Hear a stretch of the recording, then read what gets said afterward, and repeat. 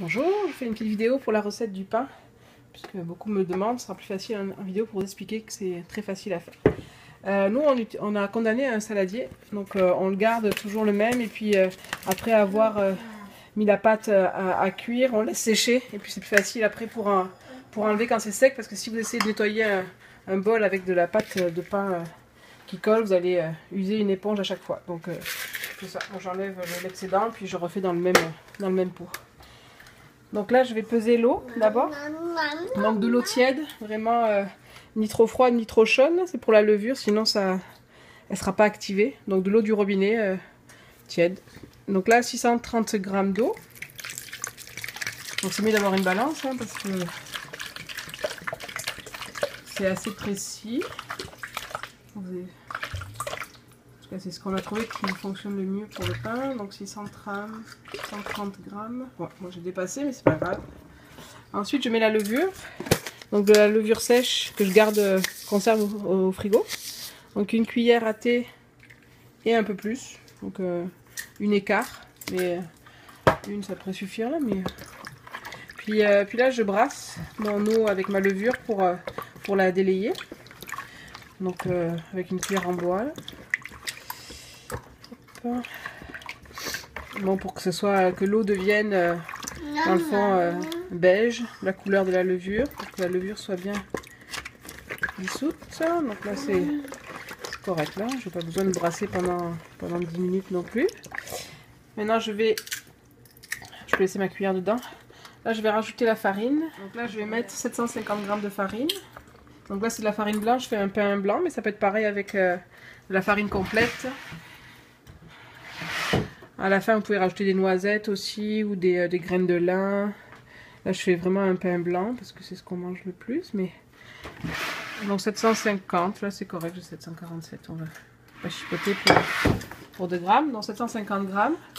Je vais rajouter maintenant le sel. Donc là, il me faut 20 g de sel. Ça peut paraître beaucoup, mais c'est ce qu'il y a de meilleur pour un pain pas salé, c'est pas bon. Donc 20 g de sel, du sel fin de table. Voilà, donc là maintenant je vais brasser de nouveau, mais là avec la farine et le sel. Donc juste avec la cuillère en bois, tout brasser, que tout soit bien mélangé, le sel, la farine. Puis ça fait une pâte là, c'est sûr que ça devient moins facile à la fin, mais il faut bien tout mélanger. Mais il ne faut pas s'inquiéter, on ne va pas pétrir avec les mains, on va juste brasser avec la cuillère en bois sans vous salir.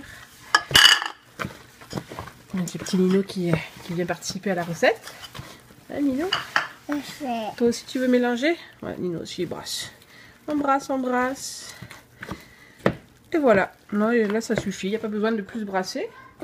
C'est bon Nino, merci. Et maintenant, donc, je laisse reposer avec un linge dessus. Non, regarde, c'est correct mon cas. Et là, je le mets au-dessus du four en général parce que mon four est à une température assez...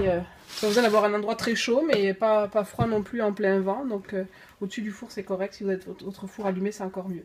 Puis là, on laisse 1h30 environ minimum. Ok. Donc là, la pâte est levée.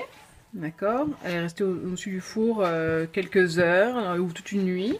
Mais il faut qu'elle double de volume. J'allume mon four. Donc là, le four est froid. Je le mets à 250 environ. Je sais pas jusqu'à combien, mais il faut quand même une température assez élevée. Moi j'ai la convection, donc je mets en convection, mais c'est pas obligatoire. Donc 250 pour la température du four. Là je vais mettre ma pâte, donc je me salis pas les mains, là. Je vais juste ramasser un peu ma pâte dans le saladier. Puis préparer ma cocotte, donc une cocotte en fonte avec un couvercle en fonte, avec du papier parchemin. Puis je verse ma pâte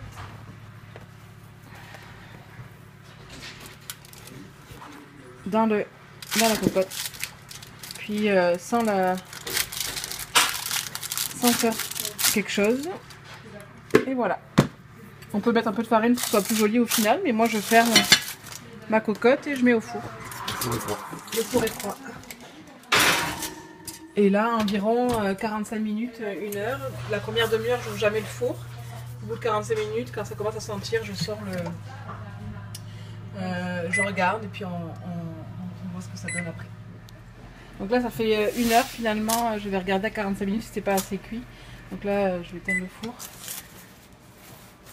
Donc là le pain il est prêt. J'ai pas mis de farine dessus, mais avec la farine ça fait encore un effet un peu plus mie de pain. Mais là il est prêt. Alors c'est sûr que c'est chaud, hein,